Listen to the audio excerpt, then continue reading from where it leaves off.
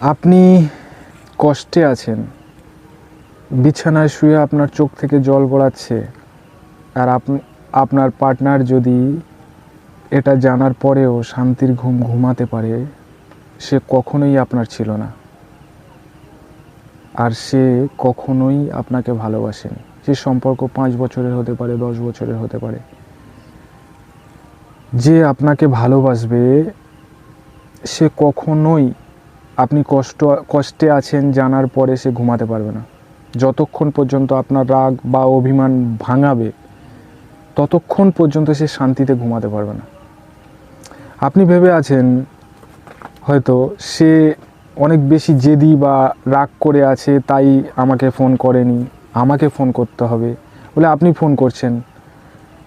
প্রতিবারে আপনি আপনার ইগোটাকে সাইডে রেখে আপনি তার কাছে ফোন করে নিজের থেকে ভালো কথা বলার চেষ্টা করছেন, আর সে আপনাকেই শুধু দোষী বানাচ্ছে, আর আপনি তা সত্ত্বেও তাকে বোঝানোর চেষ্টা করছেন। ভুল করছেন ভাই। যে আপনার কষ্ট জানার পরেও শান্তির ঘুম ঘুমাতে পারে, তার মানসিক শান্তি দেওয়ার লোক এসে গেছে।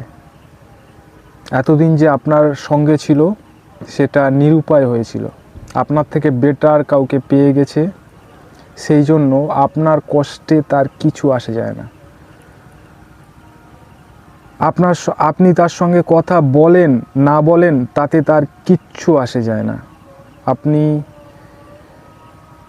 ফালতু টেনশন করছেন যে ও আমাকে ভালোবাসে, সম্পর্কটা আবারও কন্টিনিউ হতে পারে। এ চিন্তা ভাবনা আপনার একদম ভুল চিন্তা ভাবনা। তাই এমন মানুষ যে তার সঙ্গে কথা না বলে শান্তিতে ঘুমাতে পারেন না, এটা জানার পরেও যে আপনার কাছে ফোন করে না, আপনার ভ্যালু দেয় না, অথচ শান্তির ঘুম ঘুমায়, সেখান থেকে সরে আসার সাজেস্ট করব আমি।